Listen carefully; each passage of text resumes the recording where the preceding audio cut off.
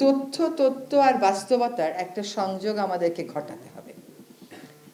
এইটা ইন্ডিভিজুয়ালকে ব্লেম করা বা গভর্নমেন্টকে ব্লেম করার বিষয় না, আমাদের সকলকেই মনোযোগী হতে হবে আসলে একটা সিস্টেম গড়ে তোলার পক্ষে।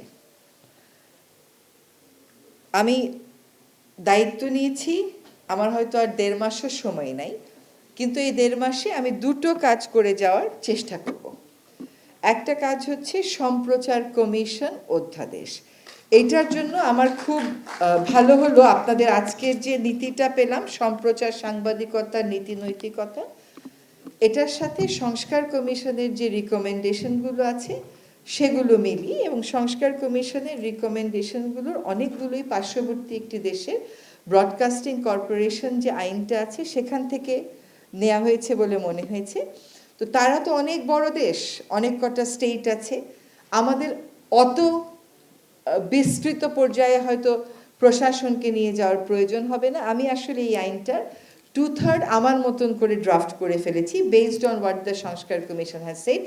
আজকে সন্ধ্যায় বসে আশা করি একটা ফার্স্ট ড্রাফট আমি শেষ করতে পারবো। কিন্তু আইন করা তো শুধু আমার উপর নির্ভর করবে না, উপদেষ্টা মণ্ডলীর এক হতে হবে, আপনাদের এটার ব্যাপারে মতামত দিতে হবে।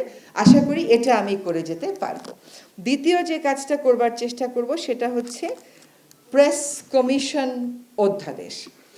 এইটার মধ্যেই সাংবাদিকতার সুরক্ষার বিষয়টা নিয়ে আসতে হবে। এইটা এখন সাংবাদিকতার সুরক্ষা, ধরেন আমি বলে গেলাম, is the system prepared to accept it? আপনি বললেন যে 3 বছর লেগেছে আপনারা নিজেরা এটা করতে, নিজেরা এটা করতেই লেগেছে 3 বছর, আর সমর্থন দিয়েছে 5টা টেলিভিশন। তো যখন আপনার সিস্টেমের বাইরে একটা সিস্টেম আপনার স্বার্থ নিয়ে কথা বলবে,